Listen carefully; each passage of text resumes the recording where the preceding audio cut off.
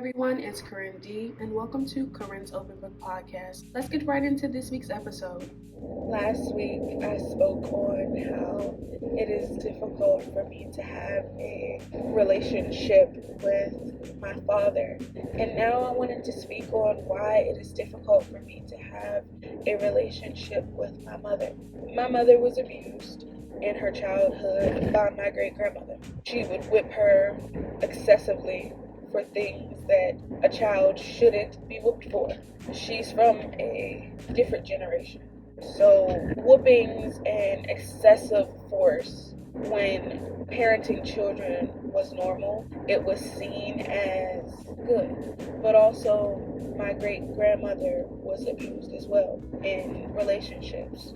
Her story begins as a teenager. I believe she was 13 or 14, and she ended up having to be with a 30-year-old man to get her needs taken care of. After that, she was in different abusive relationships where men would put their hands on her. At some point, she got tired of it, and she began to fight back. So no longer was she scared of men, no longer was she going to allow them to put their hands on her. So she became a fighter too. At some point, she gave up on men altogether. I've never seen my great-grandmother be with a man in my entire life of knowing her. And I can understand it. When all you've ever dealt with was toxicity, abuse, manipulation, and you don't want to ever experience that again, you'll be through with men too. That's the part of her that is unhealed. So she took on the role of being a mother and a grandmother and a protector, because there were no men around to protect her daughters, to protect her son, to protect her grandchildren. There weren't any men of what she would consider valuable or of real protection around. Again, this is my interpretation of it. One day I may have all of the people that I talk about on this show to explain their side of things. This is just me analyzing the situation and saying, I think this is what happened. So that's just a brief summary of her story. She was abused. She began to fight back. She raised children and grandchildren having these standards of whipping as a okay form of punishment. That whipping opens up the door for children to believe that being hit on when they are being disciplined or criticized, or when you're in the midst of a heated situation, is okay. My mom began being a fighter at a young age, beating up people or fighting people. Most times she won the fights. So transferal of aggression. The men that beat my grandmother turned her into a transferal of aggression, where she began to beat whoever would try to fight her. And then it turned into when the children are bad or they're being disrespectful, we put air quotes around that, I'm going to beat them. And it just kept transferring down and down and down. And then there's ancestral trauma that comes along with this, because as Black people, at some point in our ancestry, we were whipped by a slave master of some sort if we're in America. If we are now considered American Black people or African Americans, yes, at some point one of our ancestors were whipped, abused, beat, killed, whatever the case may be. So there's ancestral trauma, then there's childhood trauma, then there's relationship trauma. So the trauma keeps passing down. So then comes my mom. She ends up loving bad boys. The boys that don't have real jobs, but read in between the lines. They get it by any means necessary. They're rough. They're not good with their emotions, but they have money and they're financially stable. She falls in love with emotionally unavailable people, emotionally unavailable men, and she gives them everything that she can give, especially as an unhealed person, a person that never had a father in their life that was active, respectable, showed what a man should be. She falls in love with them. She goes through different cycles. She's hurt. Sometimes she hurts people, and vice versa. Was that always the best? Probably not, because again, she's dating in a place where she's unhealed. She's never been taught these things. She's learning as she goes. She knows that she wants to love and nurture. She knows that she wants these things. She wants love back. She wants to be taken care of. She wants to be treated well. So she gives her all, thinking that it'll be returned. As I previously said, pretty women are susceptible to abuse because the main thing that they've always been taught to value are their looks. And they don't normally develop good self-esteem. There's a difference between being told you're pretty and actually having good self-esteem. Good self-esteem comes from a lot of deep work. So they'll think that because they're being told they're pretty, or sometimes the opposite, sometimes they're being told they're ugly even though they've been told their whole life that they're pretty. They've been adored by men, been hated by women for their beauty. Because they have all of these pressures and different voices in their ears, when someone shows interest in them that is to their preference, whether their preference is good or not, they fall hard for them. My mom had relationships before my father, of course, but she meets this guy. He's a smooth talking guy. He's funny. He shows her the world, takes her on nice dates, travels with her, has his own place, own car. He makes her feel like he's a man. And to an extent, my dad very much so was a man by the age of 18. Prior to that, he was definitely a man. But when I say he had his life together by 18, he had his life together. He showed himself to be a man. Now, was he a good man? Not wholly. He had parts of being a good man. He took care of his family. He was a family man. He took care of his kids. He paid the bills.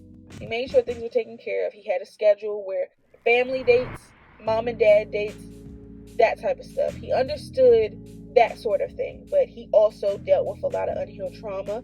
I've previously spoken on that on last week's episode about his mother abusing him and then him becoming an abuser because of that. But he didn't even know that his mother was getting abused by his father, and his father died early, so he never saw that true relationship dynamic that was healthy. If you would like to hear about that, go to last week's episode. I believe that it will give you a lot of insight on what I'm talking about this week. He had parts of him that was a good man. I can't knock the fact that he was a family man. He was a husband. He made sure that he married the women that he had children with. He married twice, divorced twice, but both of those women that he had children with, he married. He did the right thing. On paper, my dad would have been a dream guy, but the unhealed parts of him made him not so much of a dream guy. The abusive things, the childhood trauma that he was dealing with, his hatred for women because of his abuse coming from his mother. So it's just a lot that comes with that. So him and my mom meet up.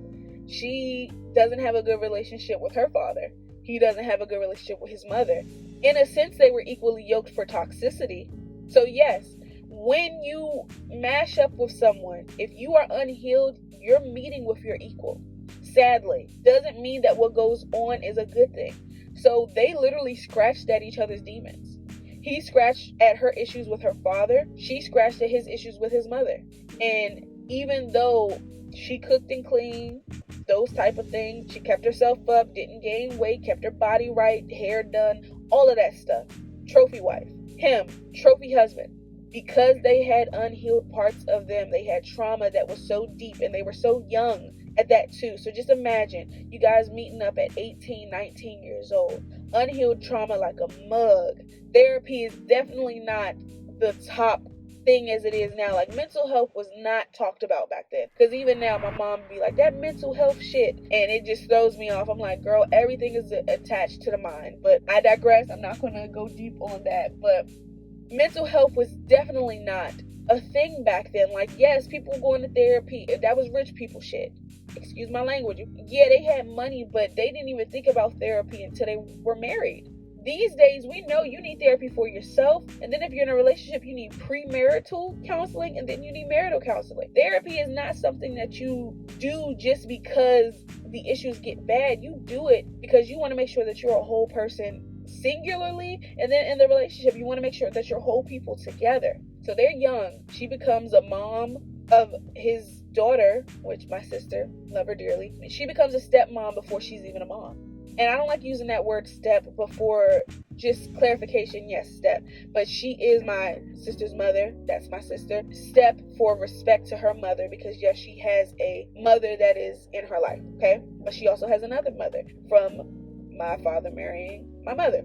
She became a mother before she was even a mother. They blended this family. They created me. They blended this family. They kept going. The toxicity was there, was hints of it here or there, because they were young, because they were both unhealed, because they both had trauma, and their demons literally were scratching at each other. They continued. This relationship lasted for about 12 years. Imagine a 12-year toxic relationship. It's going to take you about the same amount of time to heal from that sort of situation. In that time, because my mom was being mentally and physically abused, and sometimes it was mutual combat where the abuse would go back to my father as well, because my mom isn't a punk, she's a fighter. For sure, she was raised to be a fighter because of her abuse. So that also trickled down to me. As a kid, I remember getting beat, called stupid, things like that. Like, I literally was not able to be a kid. I got corrected for everything that I did, to the point where I developed this idea that I had to hide my imperfections, because if I didn't hide them, I was going to get whooped or yelled at for them. I know a lot of parents go through this where your kids don't clean themselves well. I was like 6 years old. I wasn't cleaning my butt the best way that I should have, so I had stains in my underwear. I remember getting in trouble and beat for that. So I remember after that, anytime that I would have messed up drawers, I would hide them. I wouldn't throw them away like a adult would do, but I was a child, so I would hide them. I hid them in a shoebox, and I remember my mom found them. She got pissed, and I got in trouble for that. I got beat for that. So that was one imperfection that I was trying to hide. When I would get sick, I have asthma. Because I would get in trouble so much for little things, I thought that being sick was something bad, so I wouldn't tell my mom that I was sick. And this even trickled over into my adulthood, where if I'm sick, I'll just kind of seclude myself and won't deal with people because I don't want to feel like a burden to people. Essentially, when I think about how many times I used to get in trouble for little things, I chalked it up to me being a burden. And in me being a burden, I learned to hide a lot of things, to deal with things on my own, to figure out things on my own, and I was too young to do it. I knew how to pack an overnight bag by the age of 6 for a couple of days because my parents would fight. It would get physical or just very harshly verbally. We would leave. I would either stay with my mom and we would go to my grandma's, or I would stay with my dad. And again, the tug of war between my parents began in that moment, because whoever I chose, the other person would be hurt by it. My mom was my abuser because she was abused. So our relationship has been so hard for me because I am a rebellious person by nature. I like to be free. So I wasn't always the best, like, because she was so strict and wouldn't let me leave the house, wouldn't let me talk to boys, wouldn't let me have friends, wouldn't let me just do anything. I learned how to lie. I learned how to be manipulative. I learned how to just figure out how to do things and not tell her everything because I wanted to experience life. So our relationship has always been like me knowing that if I do something, I'm going to get in trouble for it, but because I want to experience it, I'm going to do it anyway. In return, I became a disappointment to her. I became a liar. I became all of these things to her, and those words have shaped our relationship. So in her eyes, I was a tough child to raise. In my eyes, she was a tough parent to have. So our relationship has definitely just been super rough.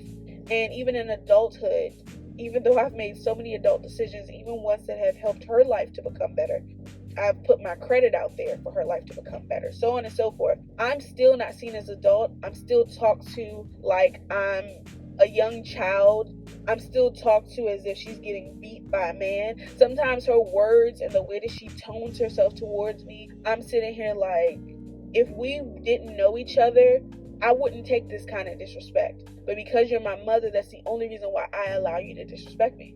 There have been times where she has gotten so angry that she's tried to fight me, and I will never fight my mother or my father. I won't do that. My hands will never be put on them. They could whoop my ass and I will not put my hands on them, because I just find that to be a line of disrespect that once you cross it, you can't never come back from. And that might just be my slave mentality from my ancestors coming out, but can't do it. We've been through a lot, and I can say I haven't been the easiest and she hasn't been the easiest. There's this saying, and I didn't know where it came from, but now I know it came from my grandmother. I remember saying that 2 queens can't live in a palace. And then I talked to my aunt some months ago, and she said, Grandma used to always say 2 queens can't live essentially in the same home and there not be chaos. And I'm like, my grandmother passed away a decade and some change ago. And her essence, her being, her wisdom has poured into me without me and her even having that sort of conversation. The power of the spiritual realm. My parents have the ability to be kings and queens, to be powerful people, powerful men and women, powerful Black men and women, if they fully healed. The reason that me and my mom's relationship struggles so much is because her childhood was brought into how she raised me. And her compassion didn't come until she started raising my brother and sister. So I got the incompassionate person, and they got compassion. And even still, she turns off the compassion for me. And I'm not talking about doing things like monetary things and so on and so forth. I'm talking about emotionally, her compassion turns off for me. And I know that because we'll be having a conversation and it's almost as if everything that I do eats at her for some reason. And you can say it's her protecting me, but you can also say it's her just forgetting that I'm your daughter, your firstborn. But then when it comes to my brother and sister, there's all this compassion for their mental health and their issues and not wanting to do this and not wanting to do that. But when it comes to me, it's like all gloves are off. Because I get it. We weren't always great. Our relationship was toxic, but the amount of work that we've done, I shouldn't keep getting the mom that goes into defense mode anytime that we have a conversation that doesn't go her way. I think in my journey to heal, I realized that maybe me and my mom will never have the relationship that I dream of in my head, which is just one where I can come to her about everything, because I can't. And I know she probably feels the same way about me. I've always had to take on the role of protecting her, and she doesn't even realize it. Me making sure I was ready to leave when she was ready to leave was making sure that she didn't have to run up the stairs or to take any extra moments to get me ready. Because that could have been a moment where maybe he would put his hands on her. Maybe things would go left. Maybe this, maybe that. I made sure that I took care of myself so that she wouldn't have to take care of me. In my adult age, when I see her making bad decisions, I try to come in and tell her and advise her and just be there for her and things like that. And we always clash. That's me stepping into a role that is hers. She's the mother. I'm the daughter. So I see why we clash. But I don't see why all gloves are always off. Because the amount of work that we've done to get to a place now where we can actually speak to each other, because there were times where we couldn't even talk. I think that should be a place where she can be compassionate with me. I will never know her true feelings unless we talk about it. Because I can only see things from my truth and not hers. So I think the difficulty in our relationship is we have so much history with one another. The idea that we've had bad times. So if things happen, I'm going to jump into defense mode. And me being in a better space now, I don't get defensive anymore. Because I know that I'm not going into a war zone. Like, you're my mother. I'm your daughter. We're not at war. I'm actually rooting for you. I'm your biggest supporter. The things that I point out about my mom are things that I know that if she did, she would be a happier person. She wouldn't have to be a guarded person because I see her for who she truly is. Like, I accept my mother's flaws and all. And I see her potential to be so great. And it's almost going to be effortless if she heals fully. I think that comes off as judgment. So she judges me and she feels like I'm judging her. I want abundance to be in her life. I want her to receive everything I feel that she deserves. But I know that I can't attract that to her unless she believes it for herself. My mom doesn't even really tap into who she really is. She relies on looks when it's more to that. It's more to her than that. I grew up with a mother with pretty privilege, and I don't have pretty privilege. So I worked on myself. She worked on her looks. So we're just coming from two different worlds, and we're clashing. Even though we're meshing better now than before, we still clash so much. And I want to hope and pray that one day that we'll just live harmoniously. I want the same for my father as well. I think it's just a different relationship that I'm looking for from him. I know that I can come to him about anything. I just wish that sometimes I could rest in my femininity with him. I wish that I didn't feel like I had to prove myself in a masculine way to him. Like, I wish that I could just be a girly girl and cry. I don't feel comfortable crying around my dad. I don't feel comfortable having true raw emotions with him. My parental relationships, I love them like to the point sometimes of insanity. And in therapy, I realized like it's a toxic attachment. because I'm forever longing for my parents to be proud of me. And I really don't know if I'll ever make them proud. And I'm trying to live for me and make Corin proud, but I don't think I'll ever make my parents proud. That's not a them thing, that's a me thing. It's like nothing I do is I feel good enough. And it's hard for me to have a relationship with them when I'm healing from my abuse from them. Whether it was mentally, physically, or emotionally, I'm healing from it. So it's like I'm trying to have this open relationship with people that don't even realize how deep they hurt me. And I have to disconnect from myself because as an empath, it's like you'll never be able to be fully loved the way that you love. And I realize that. And it sucks because all I ever want in the world is for someone to look at me and be like, damn, you're great the way that you are. Flaws and all, I accept you. And I've never gotten that. Even though I've loved people at their worst. I've nourished them and I've nurtured them to their best. Even if it's just their current best. But I've nurtured people to their best. And I've really never had anybody be like, you're doing great, outside of my therapist. And she gets paid to do that. She gets paid to hear me talk about things.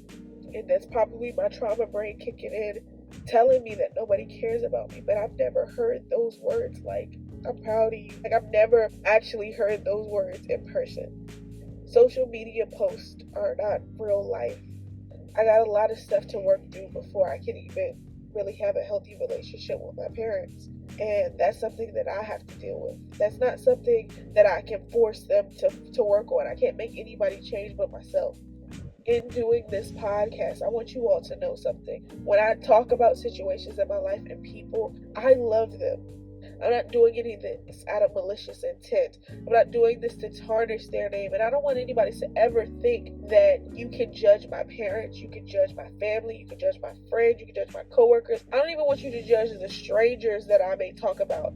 Don't judge any of these people because you don't know what people are walking around dealing with. And the more that I get to know my family, my parents, my friends, and everybody, I understand where stuff is coming from when it comes to them.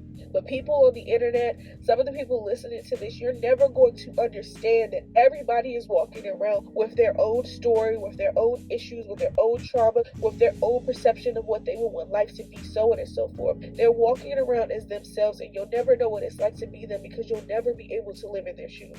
So I don't want you to judge them harshly. I don't want you to look down on them or think that I'm doing any of this to hurt anyone. I'm doing this to release and allow other people to understand that I'm just like you. I'm going through stuff just like you. My stuff may be worse. Your stuff may be worse. But again, we're all going through something. And I want us all to heal. I want to thank you so much for listening. Please like, comment, share, and subscribe. You could have been doing anything else, but you chose to spend some time with me. And I really do appreciate it. Bye, everyone.